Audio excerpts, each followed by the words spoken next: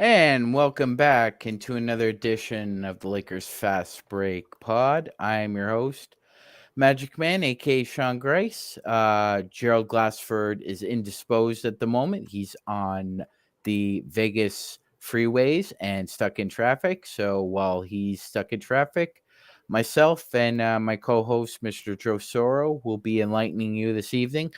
Joe, the Lakers fall 108-107 to the Miami Heat tonight.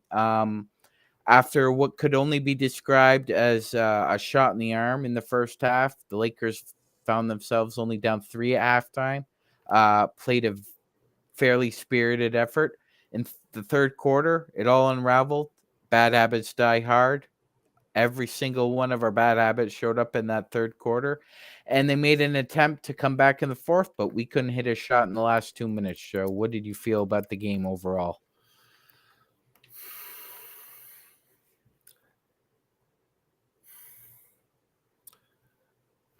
We had this game, even despite all the issues. I thought their resilience towards the end was a lot to admire, but they could not devise a play to take the lead, and the last shot was terribly executed. You gave the ball to Cam Reddish, who can't shoot, and you're LeBron James. You only needed 2 points. These kind of losses are They sting. they sting and they don't go away. These are the kind of losses that they talk about. If it was a playoff game, they talk about for years. Heck, they would still talk about Charles Smith's 4 attempts at his layup against the Bulls in '93. LeBron should have just went for it. Passing it out to guys that couldn't make a three the last 2 minutes wasn't a good idea. And Darvin Ham, if there's one thing that I don't think we're going to get out of with this guy, is he has no idea how to set up a play. And we talked about this for days last year, out of timeouts. What are you taking a timeout for? It's almost like every time he took a timeout, the play ended up in a turnover. Like, what are you drawing on your board?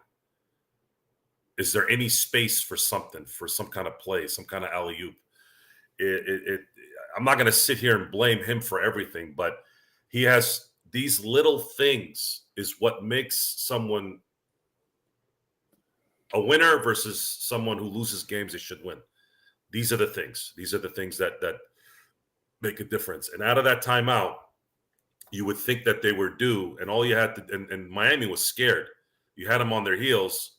Then, well, put the pressure on them. Get somebody going to the basket, someone that had some ability to possibly get the ball either on an alley-oop. You have Christian Wood, or someone who can make a mid-range something. I'm still kind of at a loss to words of how this ended. I don't think it's really sunk in. I saw Cam Reddish get the ball, and I'm going, yeah, wait, no, why? And we know why. And he clanked it. And I'm sorry to say, this is what the Lakers are. This is what the Lakers are with this guy as the coach. We are not going to see anything change from a scheme standpoint. If we're going to point at something that's not going to change. What we did see change was we saw the Lakers kind of sack up in an area where we I don't know, guys. I don't know. I'm confused on why these guys can't make open shots. I just can't figure out why they can't make open shots. No, and one thing needs to be said here. All right, one thing needs to be said. Darvin Ham drew that last play up for Cam Reddish to take the last shot. Think about that, everybody out there. Think about that. The person that we were relying on to win it for us is a less than 20% three-point shooter. Now, you had Reddish open in the corner, but what you also saw was Prince was open on the wing as well. Now, Torian Prince missing a game winner, very different than Cam Reddish. Now, as far as the last play is concerned, LeBron wasn't going to put that up. It was a similar play he had run in Cleveland against the Boston Celtics.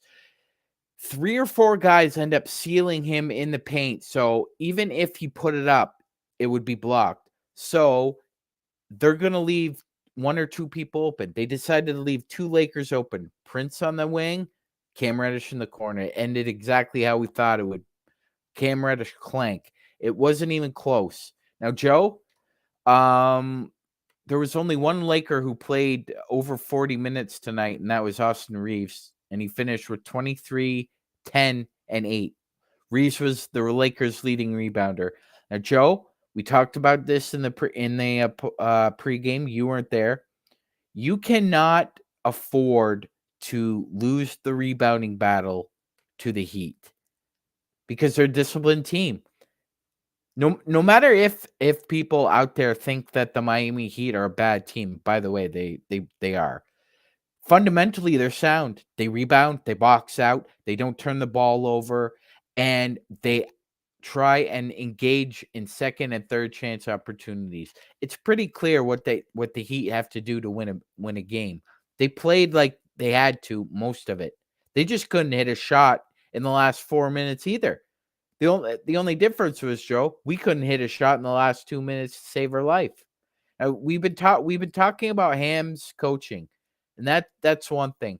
But it's also important to note that, Joe, these guys get scouting reports before every game. They work in film room every game. They're not paying attention, man. Some of these young cats just do not care. Like, D'Lo wasn't having a bad game overall offensively. He was doing all right, but he just couldn't handle the fact that the refs were calling the game a certain way, and he bugged out, man. He cost us. He put his own ego ahead of the team, and he got kicked out. So what did that lead to, Joe? Only 6 guys were available for the Lakers. That's the 5 starters plus Cam Reddish. Unless you want to play the 2 ways. I'm gonna play devil's advocate here with some sense, with some with a knowledgeable retort. I don't think it's an accident that the Lakers played better defense when D'Angelo Russell got kicked out. So the complaints of the third quarter and AD not playing and D'Angelo Russell being kicked out are irrelevant at this point. You had the ball 4 times with a chance to take the lead. All these discussions become moot if you take the lead and finish the game. This is about winning. This is about 82 games during the regular season. We know that they're not playing as well as they should, or maybe they're playing the way they should. Beyond that, they had the ball 4 times with a chance to take the lead towards the end, and they missed all 4 times. And worse than that, they decided to give the ball a 1-point deficit. They decide to give the ball to a player who can't shoot. That, to me, bothers me more than anything that happened before, because all that would have gone away had you just scored on that play. And all you had to do was devise some form of an NBA play with NBA professionals, and one of them is an all-time great. I don't understand why this guy cannot get a goddamn play that can score when he needs it. Every team has it. Every team has done it. Why can't this guy put a mother effing play in to get a score? You were down 1. Did he now set up the offense for LeBron to go to the hole? And then did LeBron ignore it? I want to know that. That's what I want to know, because we don't know. We don't know what happened. Maybe he told the team, LeBron, you're going to get the ball at the top of the key, and then you're going to the basket.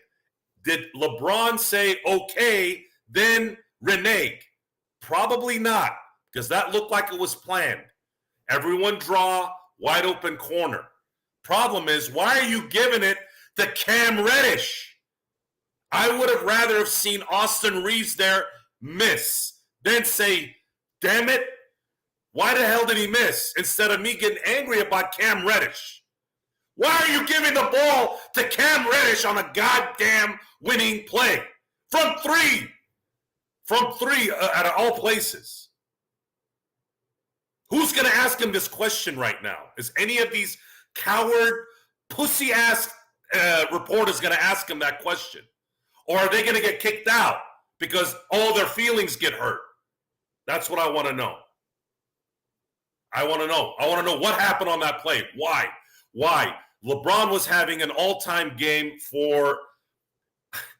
The guy looked amazing tonight. Why didn't he finish this off? You might as well. He played 37 minutes. You might as well let him play another couple of milliseconds to get the ball in the hoop. Why? Why are you giving it to Cam Reddish?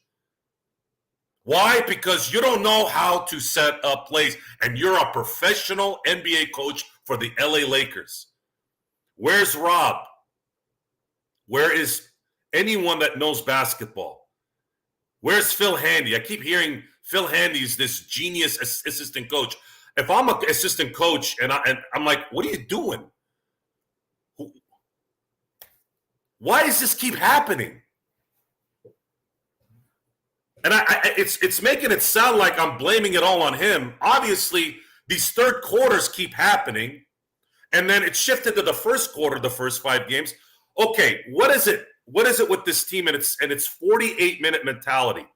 Is it the job of the coach to have them prepared? Is it not? Yes. Okay, if that is the case, then it's your fault. Your team is not prepared. They're not. They're not prepared, because if you don't have that lull in the third, you win this game too. So give us something, okay? If you're going to have them play like garbage in the third quarter, then at least set up the right play on a game-winning shot. Hell, you had 3 shots before then. Can you get a shot? Do you have something in all of that? Or does he like to put his does he like to draw it with his mouth? I don't. They don't show that goddamn huddle anymore like they used to. What is it? What is it? Well, yeah, maybe they don't want to show the huddle because LeBron's just taking the clipboard out of his hands again. That being said, Joe, shout out to Darren with the super chat. Appreciate that. And he said we should call him Low now instead of D-Low because there's no D left in his game. As I said, offensively, he was all right. Defensively, it wasn't a good night. And while I sympathize with maybe his feelings about the refereeing at this point in the season, Gerald, that does not deter from the fact that he played a very porous game offensively, defensively, and we just saw the Lakers snatch defeat from the jaws of victory. Gerald, how did you feel as you were watching this dumpster fire?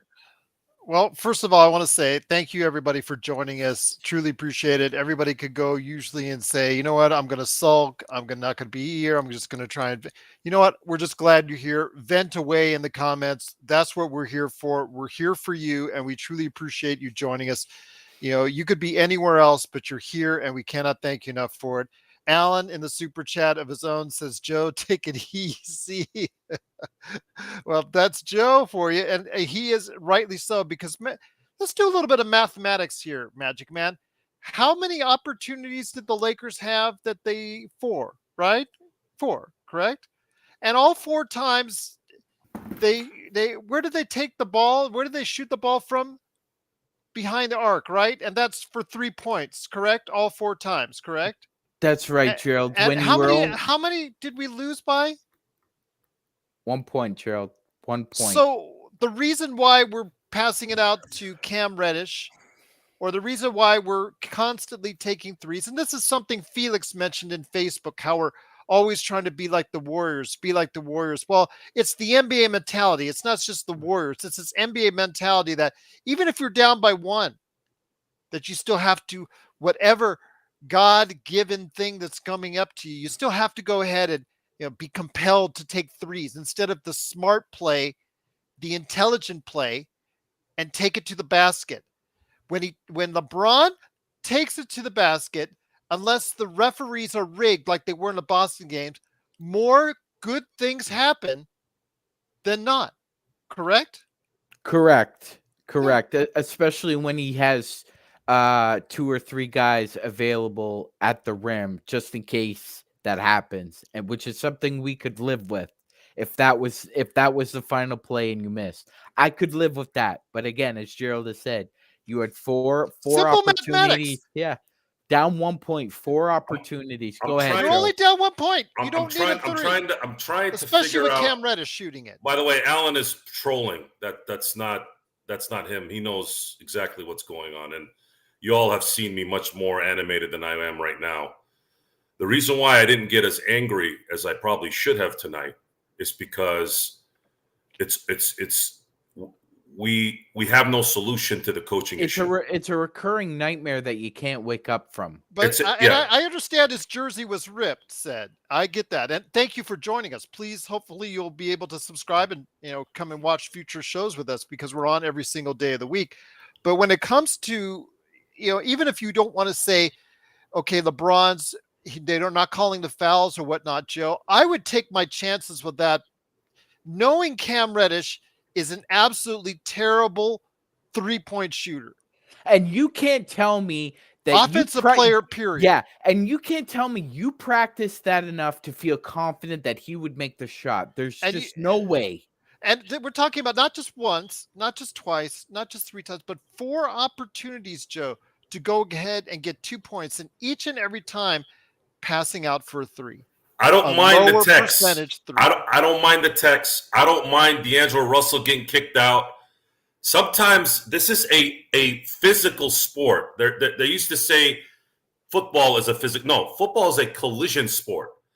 Basketball is a physical sport. This is why it bothers me when they don't let these guys get physical and they don't let them have emotions. Sometimes you run into these refs that are going to be hair trigger texts. This was one of the nights. Sometimes you're going to get your jersey pulled. Sometimes you get away with the jersey pull. We're the fans. We can sit back and complain. As players, you can get angry, you can get emotional, but you have to have a short memory and get ready to go back into the job. But let me ask you this, Joe. Doesn't something lie upon the coach to inform the team, hey, the smart play when you're this close is to go for the better percentage shot, closer shot? I don't think. Okay, I'm gonna say this because we've gotten to the wall here. Darvin Ham is not a NBA head coach.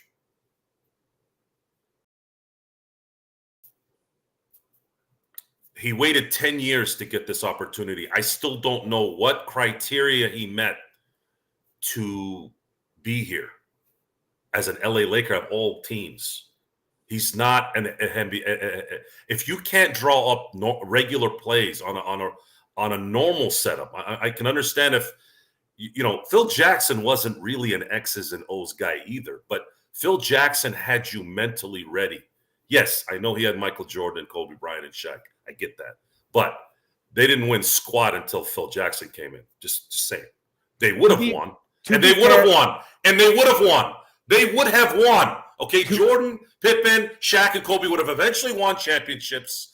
Shaq won one with Pat Riley, right? Right? I mean, to me, it's like oranges and apples, right? But the point is, they don't win as much as they did. That's how I explain that story. Because everyone says, well, Phil Jackson went to ready-made teams. I'm like, no, that's not true. That is not true. The difference between Phil Jackson and not having Phil Jackson is the continuous excellence in terms of preparation. So Darvin Ham does not know how to assess a play that can work. If you can't do that, I don't know how you get your job.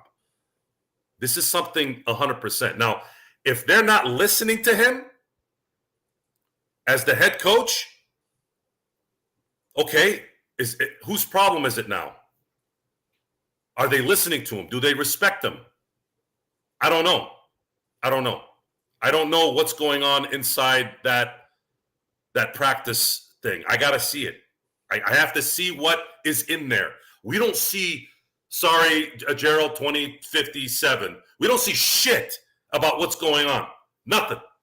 We see nothing. So how am I going to know? No one's saying anything, because this is why I get on guys like Mike Trudell and all those little minions around that area. No one tells us anything. No one knows anything. How are we going to know if this guy sucks 100% instead of the 99% that we know? I don't know. When? When are we going to know? When are we going to get legitimate information? Oh, well, that's going to cause a distraction. Well, the distraction is you just lost to Miami when you had 4 shots of getting just 2 points. You just needed 2 points. And you have LeBron James, who was having a epic game. Yeah, no Trevor. That was the other name. No Trevor Lane. No Trudell. No Allie Clifton. No Geeter. No anyone in that studio that will ever put these guys on blast. Why? Because they'll fire them. Why are we on this show? Why are we a podcast on our own? Because of that reason. I could have been in that world 15 years ago, but I knew even as a dumb guy at that time, I knew I wouldn't last. Why? Because you come up, you call somebody what they are, they get upset. Everyone thinks it just started after the last few years. No, this stuff has been going on for a long time. I want to know how this guy got his job. I want to know why he can't devise a play to run 2 points with LeBron James with the ball. I want to know how. How is that possible? And I want to know why is it you play 3 quarters of 4 quarters every game? Why? Explain that to me, because I don't know anymore. I don't know. I'm racking my brain here. I watched every freaking minute of this game. I was stuffing my face, laughing with Sean, playing around, making jokes, watching this goddamn thing so I could have some balance. For what? So that at the end, I don't know what the hell happened? 2 points. You just need 2 points. You have LeBron James killing everyone. And you give it to Cam Reddish? Absolutely, Joe. And that's why I wanted to put this tweet up here. This is from Tim Reynolds, who covers the Heat. This was the first time since March 13th, 2022, Philly at Orlando, that an NBA game was scoreless in the final 2 minutes and 38 seconds. First such game for the Heat since 12/29/15 versus the Grizzlies, and the first such game for the Lakers since April 28th, 2013. Ladies and gentlemen, that's when Mike D'Antoni was coaching the Lakers. This precedes Byron Scott, Luke Walton, Frank Vogel. This is Darvin Ham. Gerald, we talked last year about how the Lakers found new ways to lose games. This year is a little more difficult. They're finding new ways not to show up for all 48 minutes. You find yourself uphill each and every time. That's the theme. Now, today is a little bit more understandable because you didn't have your defensive stalwart, Anthony Davis, for quite a bit of that second half with this hip/groin spasm thing that was going on there, that you saw he was trying to get it out in the second half, but just couldn't get it done. So we were without him for a substantial chunk of the game. But this is an ongoing theme, Magic Man. Every single game this year, we have found ourselves climbing uphill.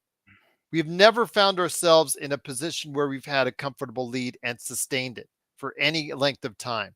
And that is disturbing to me, because we found this quite often last year as well, Magic Man. We're constantly fighting uphill. And the older LeBron gets, the harder this gets for him. And the fact is, as a coach, you've got to help him out by having the right players out there. And Cam Reddish, we've been giving him a lot of praise and a lot of flowers over the past couple of weeks because of the defense he's been playing. But what's the one thing we've been talking about more than anything else when it comes to Cam Reddish about what he's not doing well so far this season, Magic Man? He's not in a position where he's able to confidently be a 3-point shooter. He can't shoot, period. He has an absolutely ugly shot. Why are you passing it to him? And you ruin him. You ruin him now. You not only ruin the play and ruin the game, now you destroy this kid. This poor guy is trying to stay in the league. You ruin his ability to advance. Okay, you want to give this guy social media is all over him right now. You want to give this guy a chance. You want to make him. You want to say, hey, look, we trust you. Can you give him a layup? Can you give him something close to the basket at least? Something that's reasonable. And at the same time, you're 3-3. If you were 6-0 and you did this, maybe it's a little bit more tolerable. You know what? Let's see if this guy can come up. But then again, that still doesn't make any sense. That's not his game. It's not his game. And you put him in a crappy position.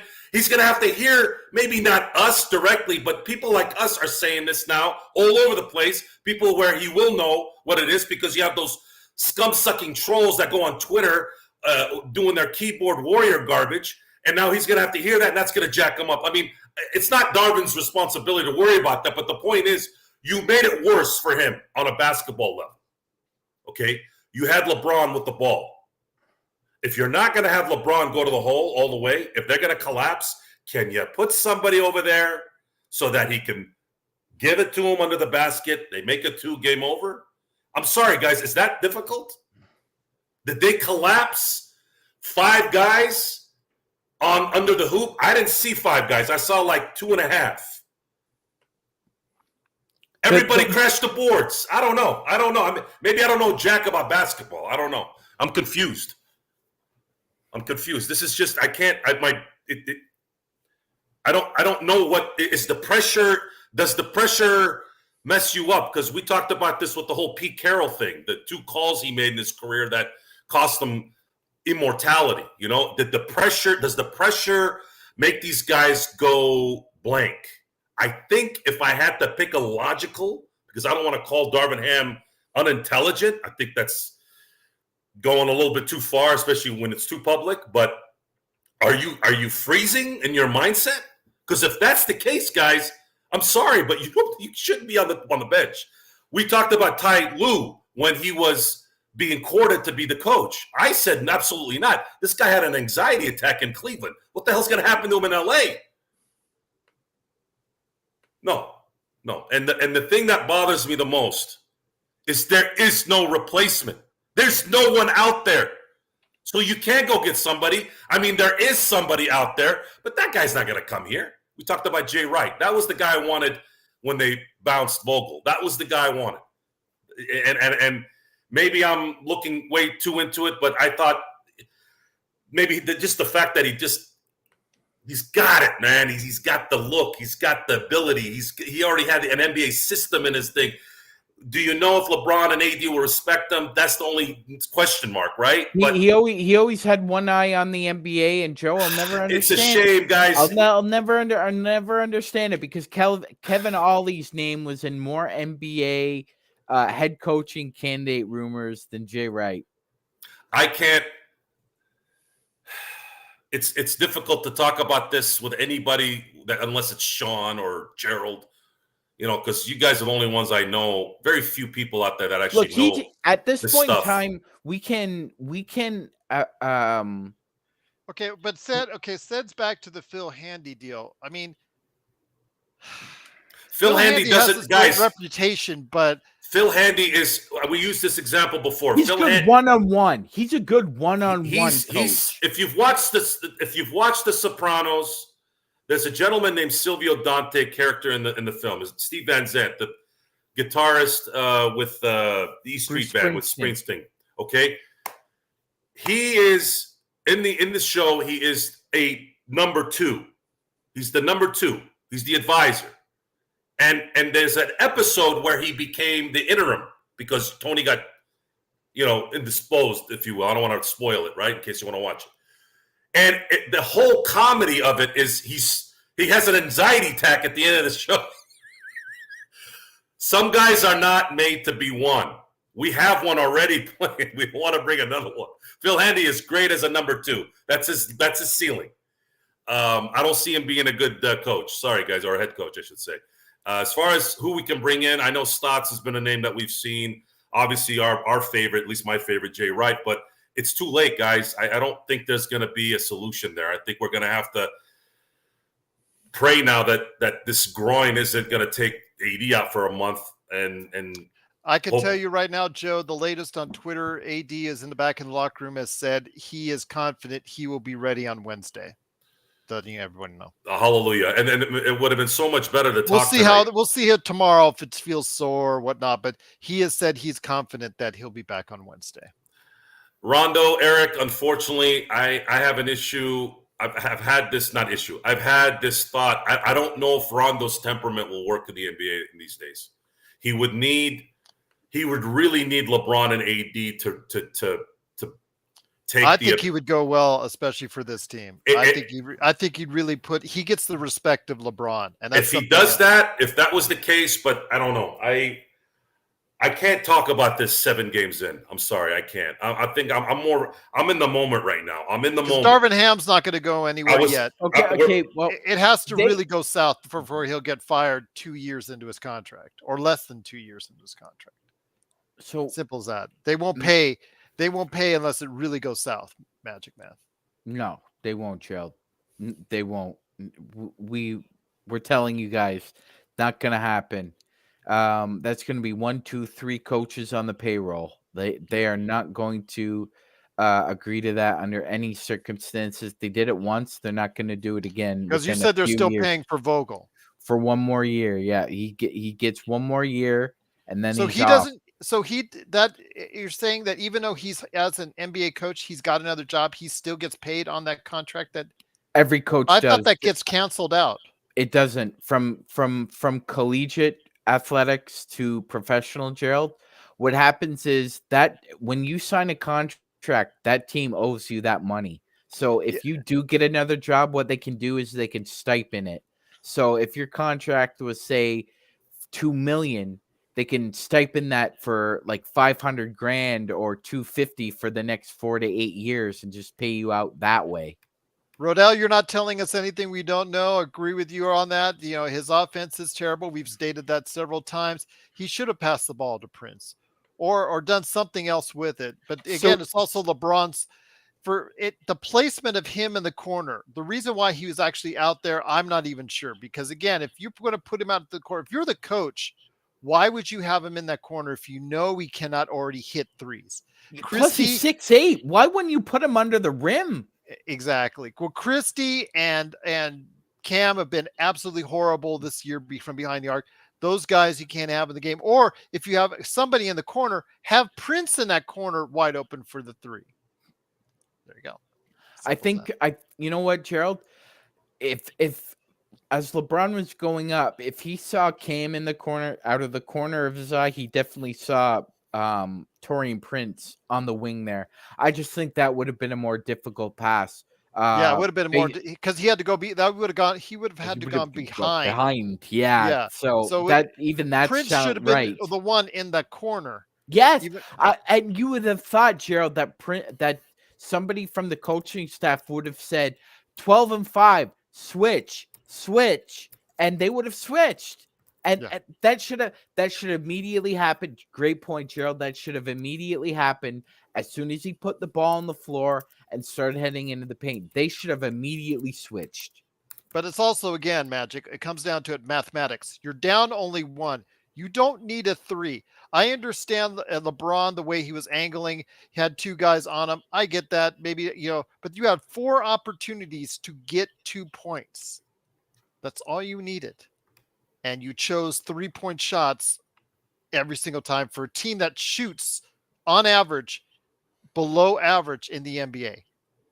I mean, the math is there, Magic Man. We're not a good 3-point shooting team, yet we're taking 4 3-point shots late in the game. Absolutely mind-numbingly stupid to me. Magic, you're on mute. So, it was stupid, Gerald. Not to mention, you didn't even collect 1 offensive rebound. during those 4 possessions. Not Well, one. we're the worst. You realize we're the worst offensive rebounding team in the NBA. There's nobody Yes. that rebounds worse on the offensive boards than us, My and it's God, not even close. it's not even close. And Mitchell Robinson almost has as many offensive rebounds individually, and as we do as a team. Yeah. That Pathetic. it's pathetic. That's the only word to describe this situation right now. I mean, Gerald, we were talking in the first half. I'm not sure if you had a chance, but a lot of us were actually agreeing with each other and saying, and Joe had brought it up, that looks like somewhat of a system. And then they completely 86 that in the second half, Gerald. Well, a lot of And that had to do with AD. Yeah, it did. It did. That being said, he should have known right.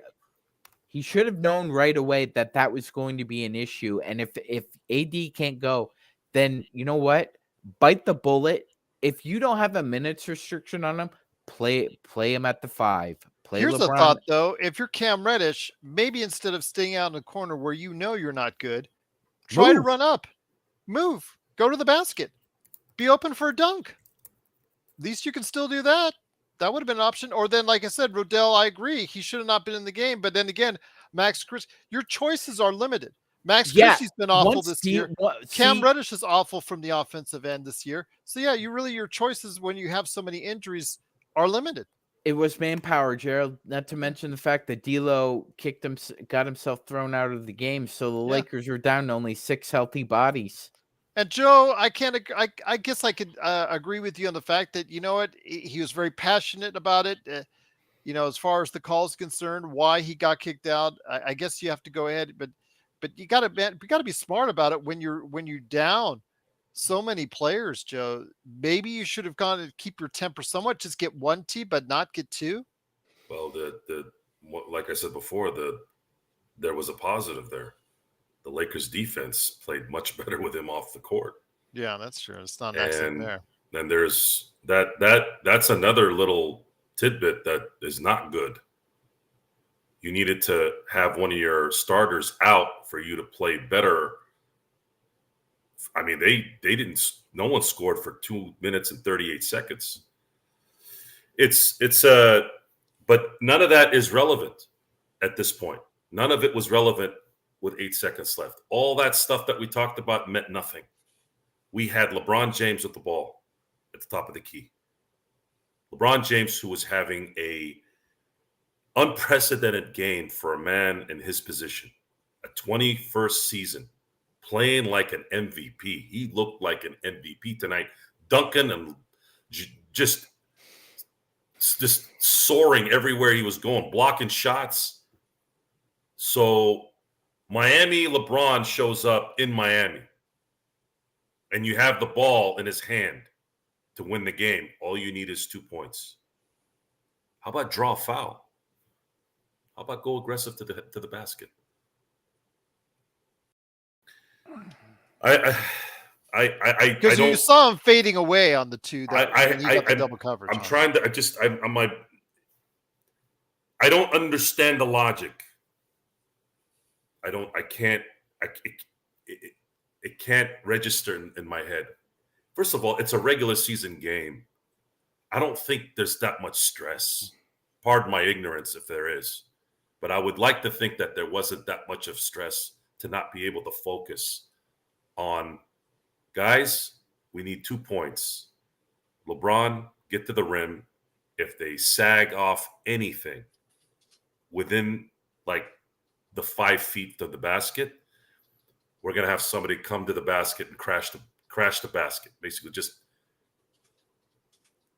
basically you either give them a lob or you bounce past it and it's 2 points. Something. Again, I don't even I don't know. I don't even know what to say. It doesn't make sense that we didn't do something like that. We could do something simple. See, the simple sometimes is confusing for people because we're so used to craziness, right? How about do something simple? Simple, maybe pick and roll, swing the ball a little bit. You had time.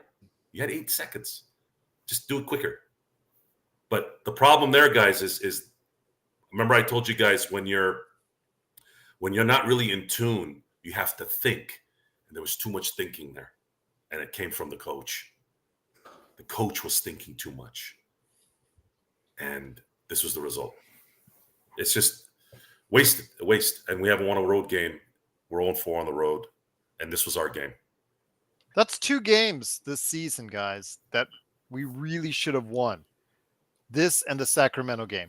Really no excuses to lose both those games. And those are going to bite you in the ass because everybody talks about, okay, the Lakers were, 50-win team, supposed to be fighting for one of those top spots, fighting for home court advantage in the playoffs. Well, if we don't get it, Magic Man, we can always look back to some of these games and wonder why that was. And good, Yeah. congratulations, cool bro. A+ on your test. There you go. And doing his homework before watching the Lakers fast break. As I said in the chat, homework first, Joe rants second. There you go. 100%. It's a winning formula. So, folks, if you want to know why we try to keep it PG as much as we can, you just found out why.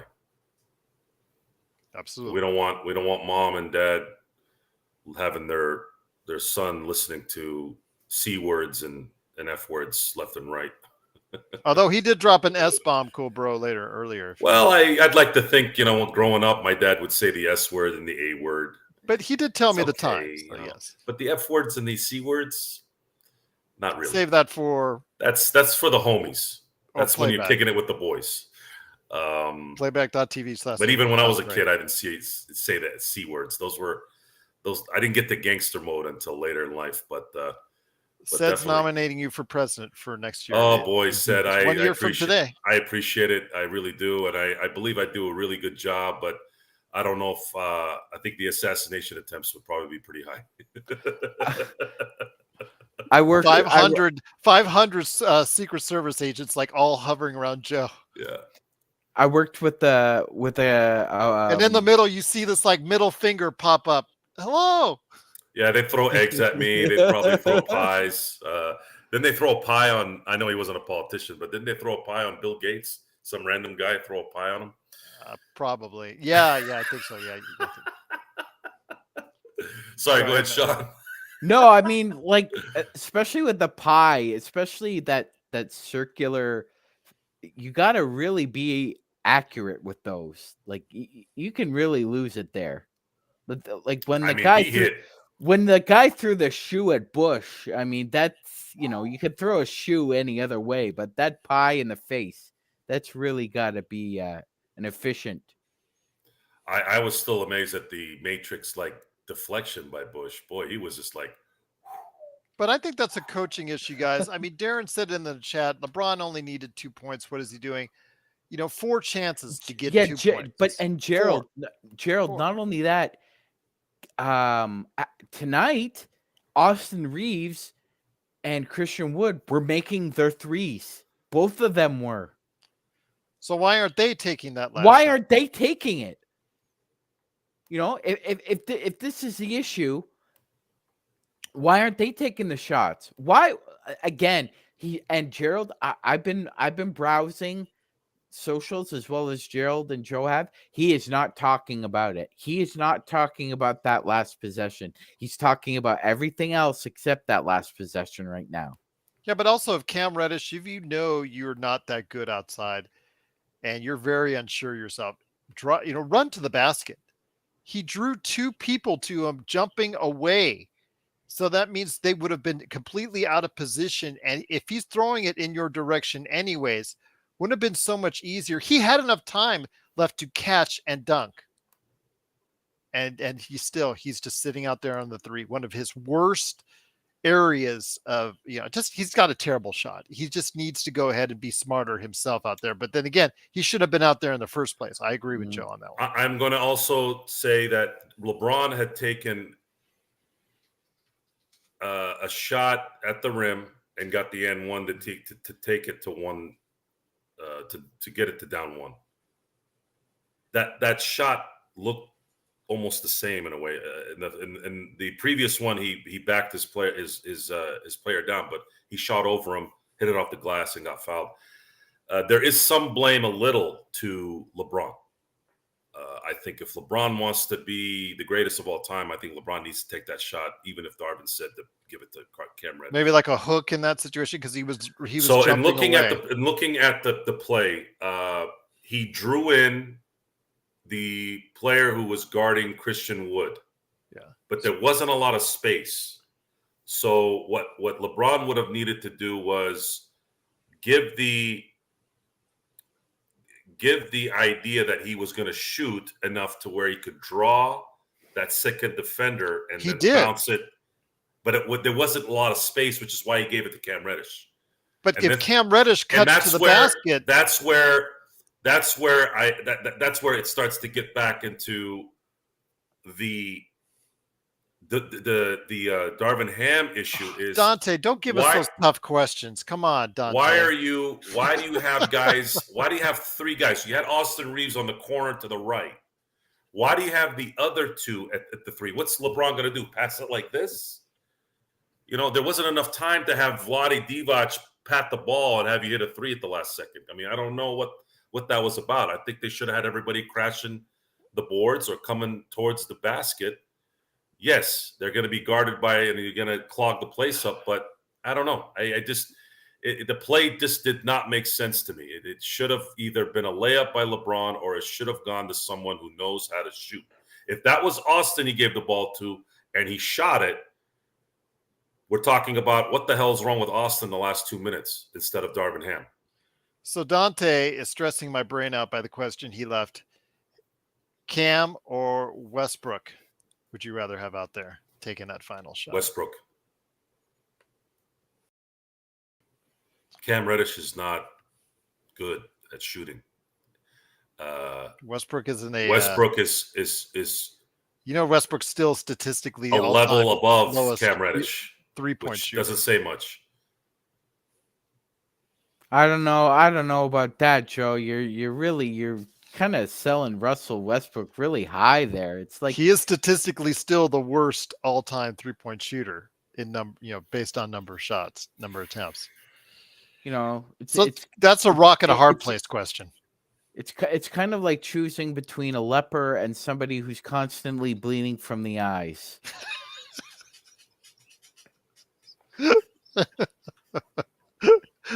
Oh, that's a good one. That's a good one.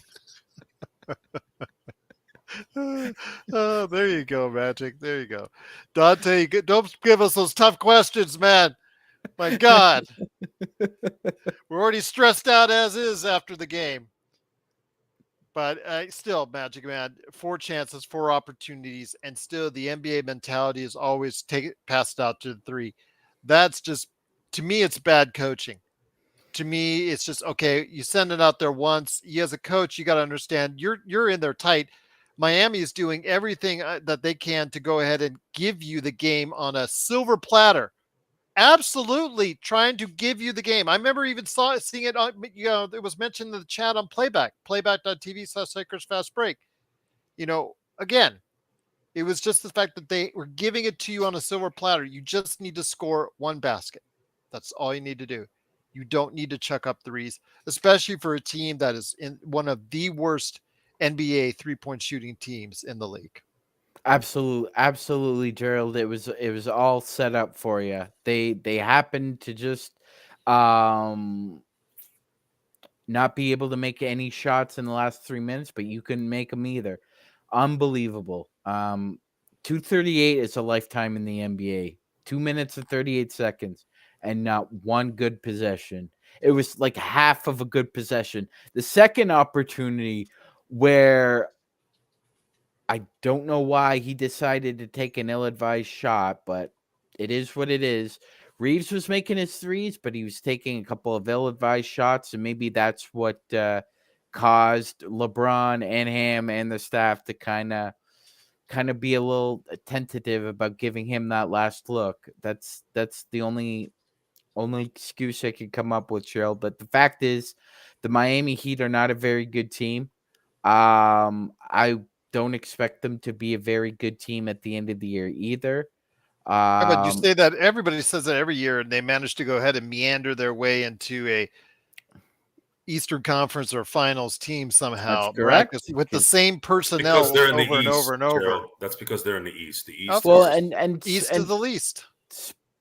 Spo's a good coach. His teams never look the same in April and May as they do in November, December. But that being said, right now, not a good team.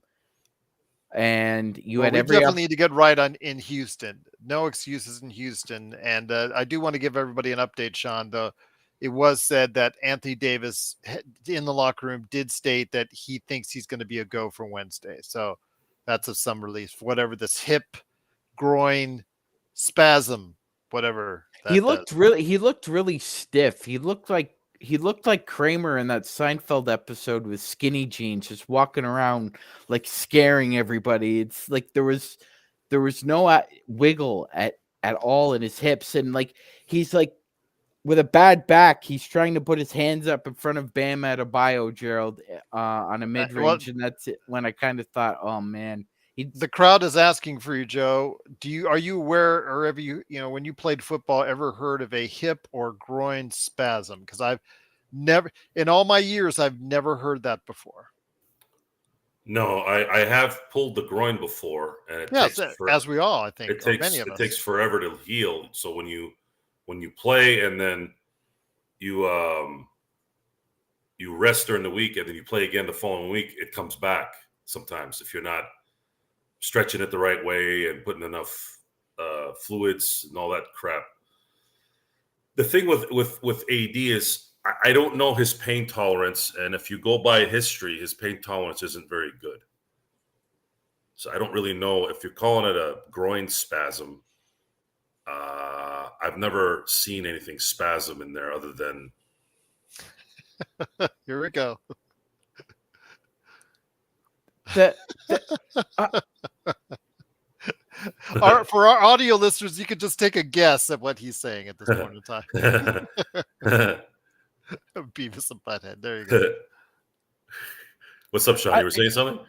Yeah, that makes no goddamn sense anatomically or biologically. The hip has 3 bones. It's not a muscle. How could it? Oh, Gerald, I caught myself. How could bones spasm? What are you on? Seriously, what are you on? And on that Lakers PR staff or your social media, a hip spasm? Oh, that sounds like a bunch of mealy-mouthed word salad. You know what, Gerald? Bone spasm. Look, I get what he's saying. I get what he's saying. Thinking about this. I get what he's saying. Something weird happened, and it's just one of those words where it feels like it's spasming. It's his body. Well, you can call it soreness or pain. You get sore and pain in your bones, Joe. Your bones can't spasm, Joseph. Your bones cannot spasm. I know, but see, the thing is, it doesn't. We talk about living in the moment. There's the cliche of living in the moment. We used to hear Phil Jackson talk about that, but I don't think you really understand. I think some people just kind of pawn it off as just another cliche, right? But it makes sense. All that went wrong in this game was irrelevant in the last 8 seconds, especially in the last minute when he kept missing shots. And I got to give we got to give the Lakers credit though for coming back without AD. Absolutely. AD out. D'Angelo Russell getting kicked out, which actually helped our defense, by the way. LeBron getting smacked all over the place, not getting any calls. I saw 4 texts today. When the hell did these? What's going on here? Why tonight? But anyways, all this stuff going on, it didn't matter. They were in a position to win 4 times, at the very least, at least once, without the clock existing. It'd be 0. You make that shot, we're not talking about this. We're talking about, man, I hope AD gets back on Wednesday, and we're not probably talking about Darvin Ham and his crappy rotations. We're talking about that was a hell of a call at the end of the game. I think Alan, you're a little bit mistaken here. What you're talking about is in the abdominals. The three hip bones are the ilium, the ischium, and the pubis. Those are the 3 hip bones in down, up. Those are the 3 hip bones. They called it a hip spasm. That's bull. You know what, Gerald? I'm So glad we've gone from dating it, advice back to yeah, but medical advice. it's one of the other though. It can't be Anatomical both. classes. Yeah, well, I mean that's well, this is what happens when you've got a combination of Darvin Ham plus a training staff plus God knows what else is going on. I mean, we went from Rui having an eye contusion to a concussion. That happened overnight too. So I really don't know what to make of heads or tails about this training staff and their curious use of terms I've never heard before. I just don't think that the player of today is equipped at handling any adversity. We're talking 6 games in. 6, 7th tonight. You have like half the team injured from what? How do you get a concussion on a basketball court? Have you noticed that everybody's getting a concussion every other week now in the NBA? When the hell did the concussion happen in the NBA? First 80 years I've been watching this thing. All of a sudden, it start getting a concussion. The only real concussion, the only real guy in New Orleans, Mr. Ingram, he had a concussion for 2 weeks. The only real concussion I ever remember ever happening in the NBA was when Ron Artest cocked his elbow back and just hit. And he didn't even in the temple. Yeah, did he leave? Did James Harden leave for 2 weeks with a concussion? I think he came back in the game, didn't he? Well, Powell had a concussion. He was out for about close to 2-3 weeks. But I understand what you're saying. It's in this physical sport, it's yeah. It's a contact sport. It's not physical. I don't understand what's going on here. I don't understand. I'm confused. How are you injured? Playing nothing. You haven't played yet to get injured. You're out for 3 weeks.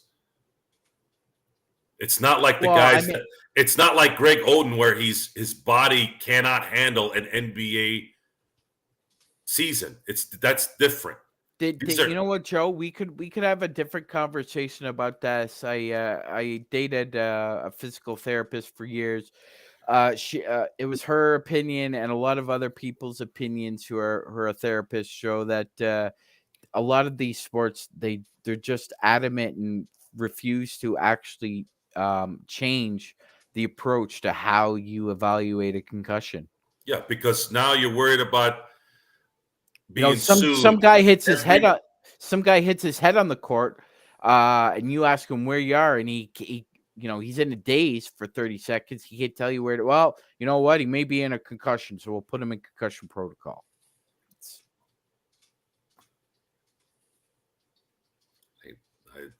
Instead of all these individuals being on a case by case basis, it's all streamlined. It's all rubber stamped. Oh, you had a bump on your head, rubber stamped into concussion protocol. Yeah, I've seen it in baseball. Every time a pitcher feels a little tweak, he's out. They don't even wait 5 seconds. He's out. Go sit down. You're done.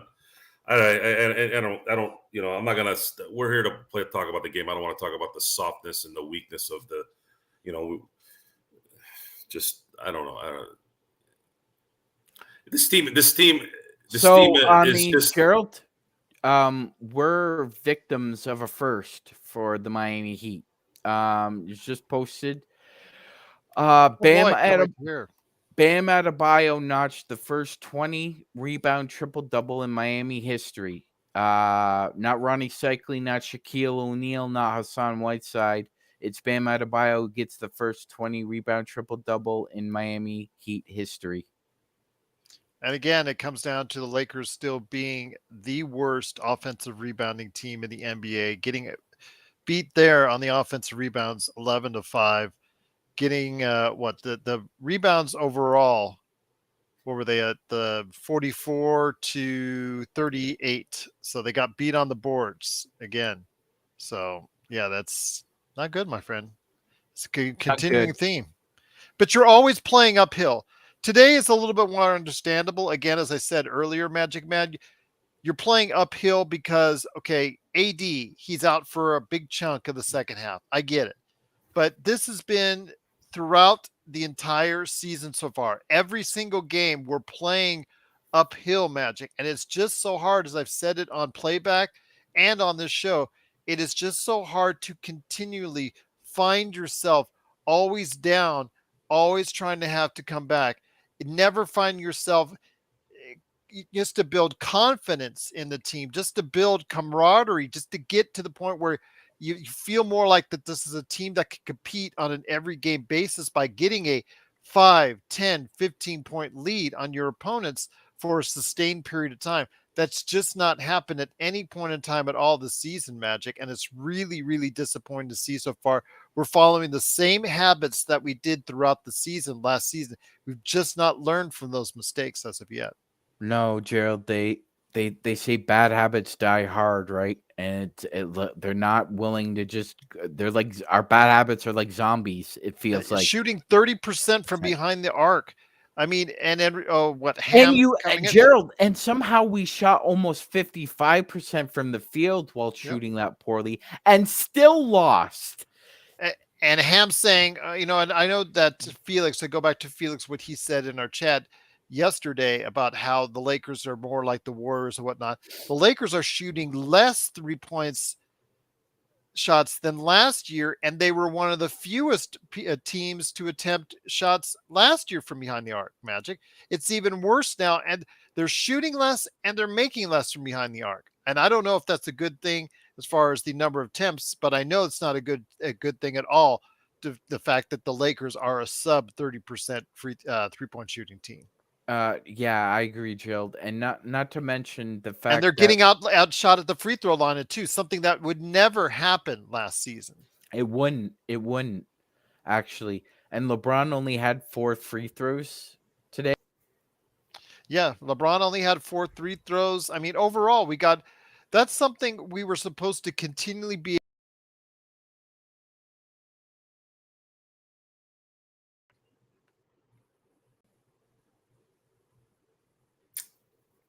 Yep, that happened again.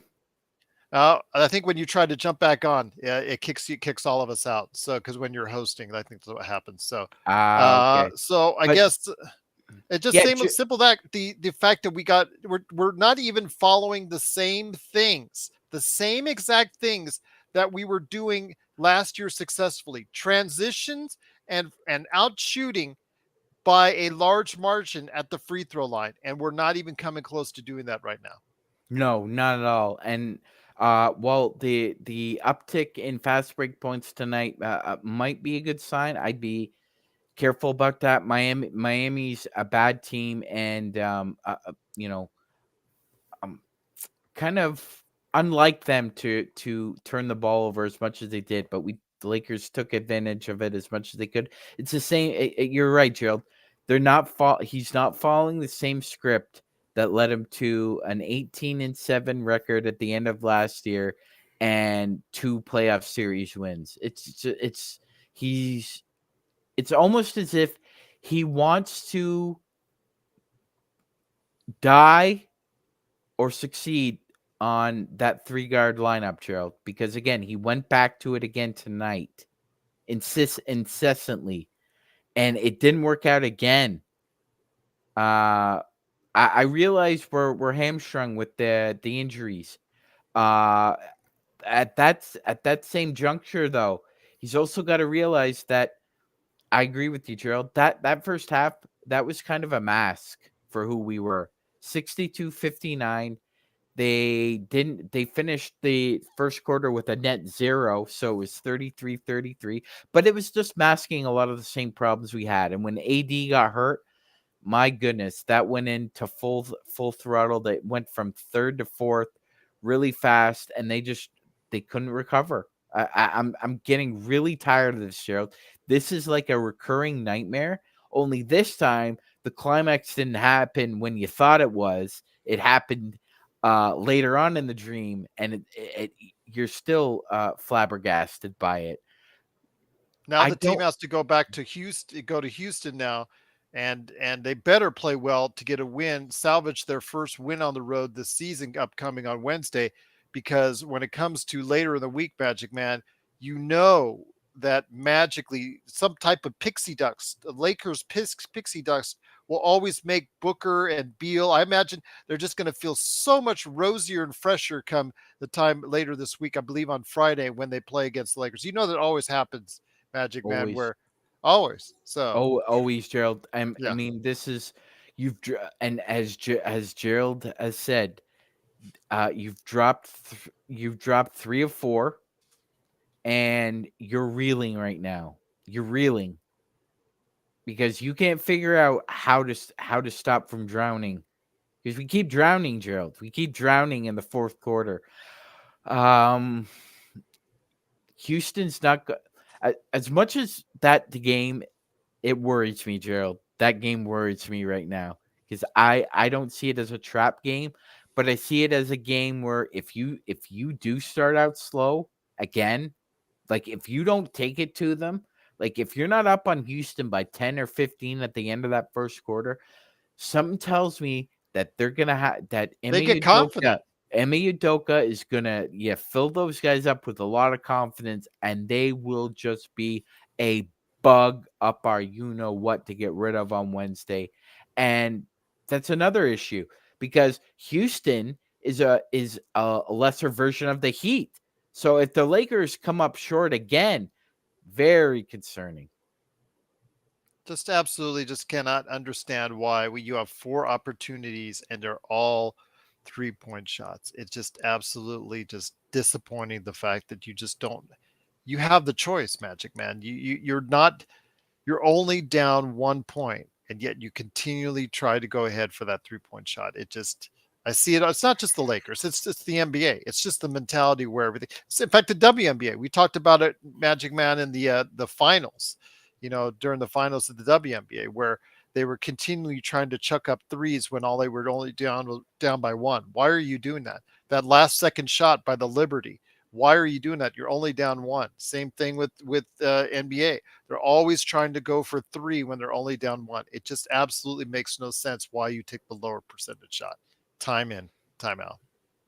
Yeah, absolutely, Gerald. Doesn't make any sense whatsoever. It makes perfect sense. I know. It's a copycat.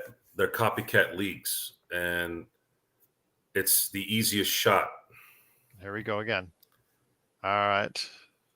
I have a feeling that's going to be popping in and back out. So spare with us, everybody. Here comes the Magic Man. Okay, we're back again. So you go. Okay. There's. I can't keep talking about modern basketball. Yeah, I know. I hear what you're saying. It's a copycat league, but if you're not good at it, don't copy it. Can someone just indulge me here? Because we talk about Steph Curry changing the NBA. He screwed the NBA is what he did. The Golden State Warriors were an anomaly that's never happened before. They had 3, arguably 3, not 1, not 2, 3 of the greatest shooters in NBA history in their primes. And they almost got bounced by Harden and Chris Paul in 2018. If you take away the Golden State Warriors, is this league a 3-happy league? That's the question. Because right now, if the Lakers didn't have that mentality where they wanted to shoot threes every 5 seconds when it mattered, we would have won this game. Gerald, Yes. before we move on, I'm just gonna post something that Dan Wilkie just put on Twitter. This is the explanation for crew chief James Williams as to why he threw D'Angelo Russell out of the game. I'll just read it for everyone in the audience. So the question is, what did D'Angelo Russell do to warrant ejection for the third quarter tonight? Williams replied, D'Angelo Russell received his first unsportsmanlike technical foul for an overt gesture reacting to a no call involving a potential kick ball. That earned him his first unsportsmanlike technical foul. Following his first unsportsmanlike, Following the first unsportsmanlike technical foul, D'Angelo Russell subsequently received his second unsportsmanlike technical foul for disrespectfully addressing a game official with vulgarity. Per rule, the second unsportsmanlike technical will result in an ejection from the game. And by the way, Gerald, that will also levy a suspension for D'Angelo Russell, so he will not be available Wednesday night in Houston. Oh, how fun. Always good to know. Well, at least you know You the defense will be better. abuse of an official is an automatic 1-game suspension. D'Angelo Russell will not be available for Wednesday night's game. Unless he appeals. He could appeal. But they'll probably go ahead and get through it quickly and just give him the 1 game anyway. So that's good to know. At least the defense will be better. Joe said it as well. Joe agrees with me. I'm sorry, guys, but go look at the tape. I mean, the number. There's a reason why. We mentioned this before. Why was he traded away from the Timberwolves when he's shooting 40% from beyond the arc?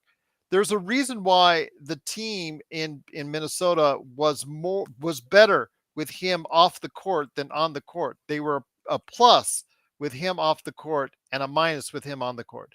It's because defensively he has a lot of issues. We saw this in the playoffs, and it's just who he is. We're just going to have to ride through it until there are options out there, whether or not we want to trade him or not. But I told you this year would be a critical year, Magic Man, in regards to seeing whether or not D'Angelo Russell would be still considered by the end of the year when his contract, when he can opt out, whether or not he could still be considered a valuable starting point guard in the league, or if a future as a rotation player, aka backup off the bench, is more to his liking for the rest of his career.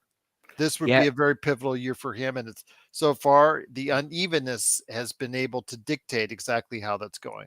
I mean, Gerald, if there's one player kind of emblematic of the Lakers right now, it's D'Angelo Russell. Yeah. Up and down, all over the place. Hard to tell where the focus is at times and whether or not it's going to be there when you actually need it.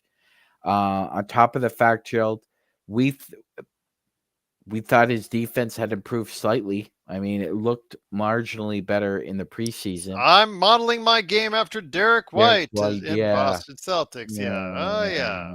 Okay. Yeah. See how that worked out. Yeah, you're not Derek White in your dreams, buddy. Derek White. That's what he said. He said he is modeling his defensive game and his mindset to Derek White, the Boston Celtics. Actually, Joe, that's not a bad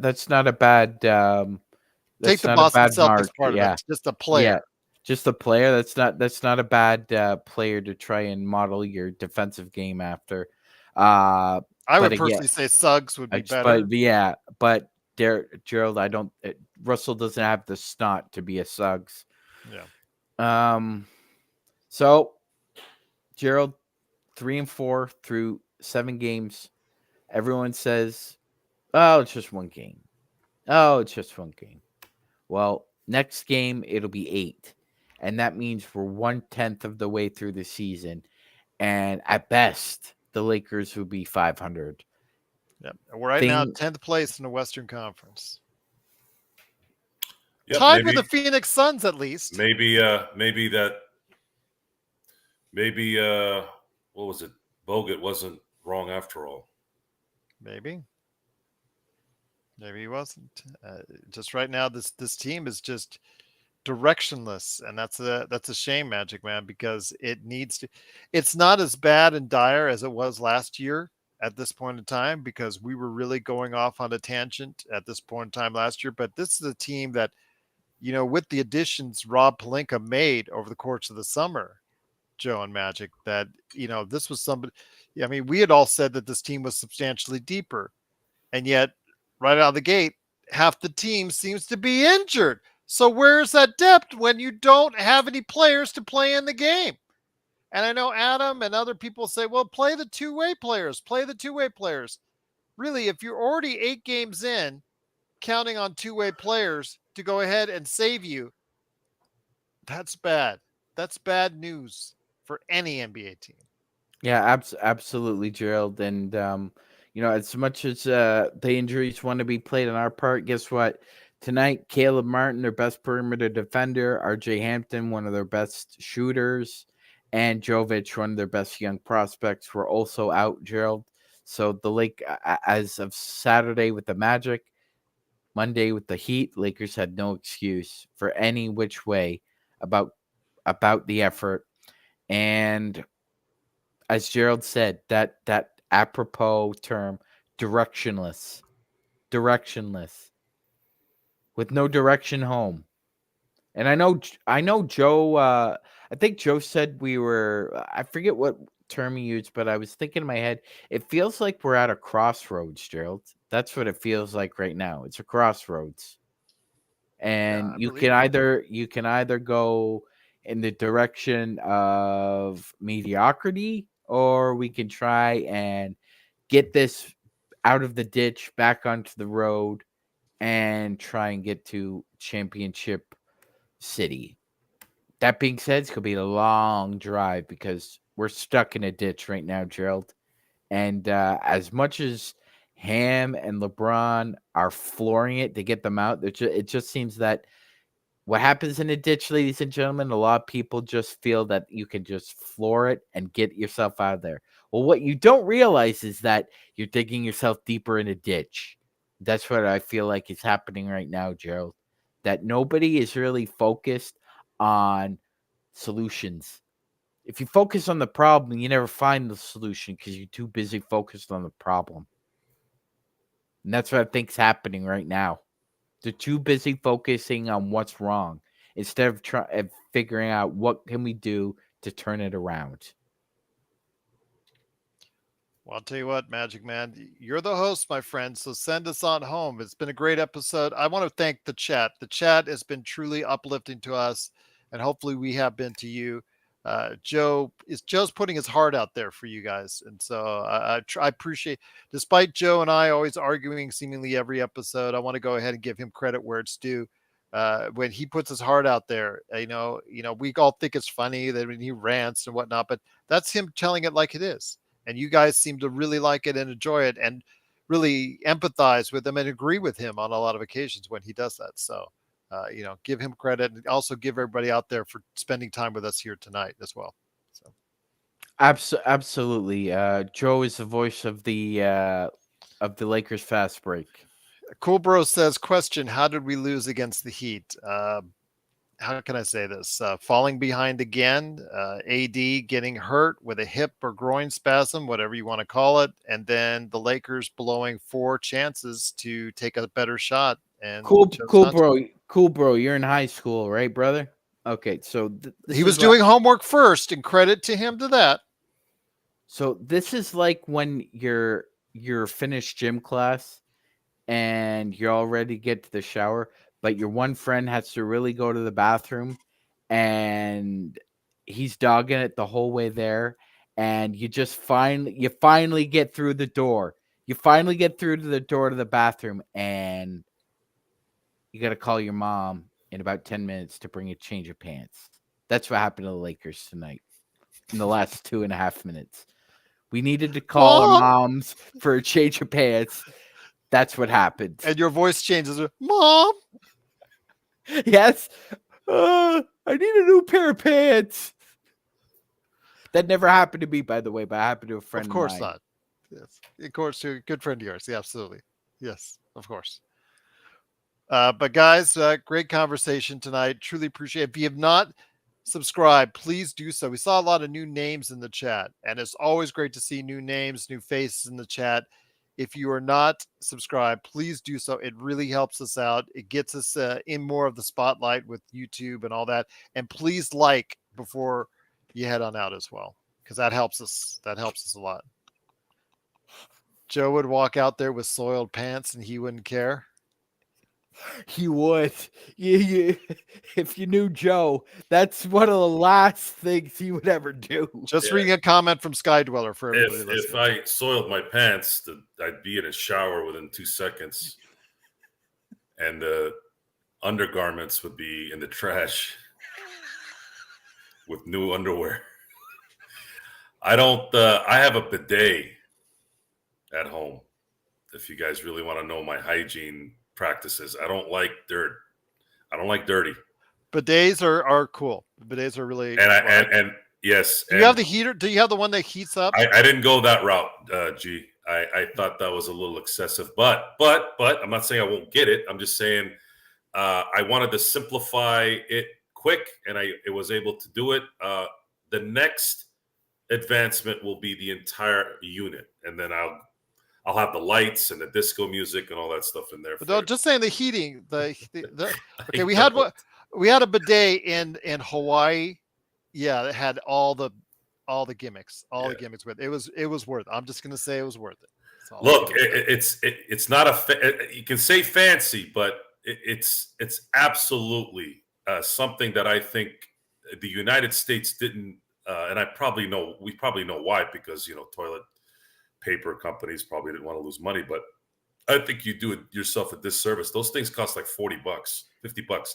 You install it in your own toilet, or you can get a toilet, but the ones that you can install are easy. You don't need to be a plumber to do it. Just follow the directions. And I'm telling you right now, it's good in every way, in many ways. And hygiene is important. Hygiene is extremely important. 2 showers a day is a lot of times the minimum. And for those of you, since we've been talking about dates, boys, women do a lot of things for you. Girls do a lot of things for you. The least you can do is keep your ass clean. Couldn't agree with that more. And I've been saying that for years. This is not something that just came on Lakers Fast Break on November 6th. That's one of my mottos. Do keep reciprocate. Your ass clean. Keep your ass clean. And the females will follow, because a lot of guys out there don't. Is that another T-shirt right there in the making? I don't think I'd ever wear that publicly, no. Okay. Actually, sure. no, that's not. I don't think I would never wear something like that publicly. Joe Soros says. Joe says. Yes. I want to see a picture of your wife. I think that's number one. Yeah, that would be fine at a Lakers Fast Break convention. It'd be easy to spot me, right? In case you see me differently in person, maybe you don't see it. I don't think you would. I think I'd look the same on TV as I do live. But we want to definitely promote cleanliness. It's important. Now, is that a porcelain bidet? Cool, No, bro. The one where he goes, but not the bidet. No. The one where he talks about he'll want to see a picture of your wife for the first time. He's dropped that. Well, that happened because that was the best. That happened because people wanted me to announce their divorce. Yes. My question was always, well, let me see what your wife looks like, then I'll be able to give you a better announcement. Because maybe I might want to counsel you, and maybe, are you sure you want to do this? And this has been the year, or I should say the last 14 months. Let's just say the year. It's been the year of the divorce around me. I'll tell you that. It's been pretty sketchy the last month for a lot of my colleagues and good close friends. Boy, it's been like a bomb went off. So you got pictures of all of their wives? I know what their wives look like. I'd say one of them is detestable, so that's a good one. That's going the other way. Second one, Third one, and then the fourth one is a woman. And yeah, that's all I got to say on that. All right. And we'll exit on that note, ladies. Real life. Why don't we talk about Magic Man? We need to talk 10 minutes more about bidets. Yeah, I'm not interested in bidet talk. Okay. Yes, Darren. Well, no, it makes you an ass wipe if you don't have a bidet. See how the correlation works? Go ahead, Magic Man, send us on home. What's Joe's shirt company called? I'm going to ask for one for Christmas, probably. Simblades. He does it's a lawn service, or actually it's, Simblades with a Y.com. Check it out. That's if you live in I think Cool Bro does live in the Southern California area. Cool, bro. If your parents need a new lawn transformed, and you live in the Southern California area, which I think you do because you were talking about the He said he Escondido lived in Hotel. California. Yeah. Yeah, I Escondido on I the am a beach. yeah, I am a landscape contractor. That's really the official word. If I have to put contractor in there because I have a license to construct landscape in in residential and commercial areas. So what that does is it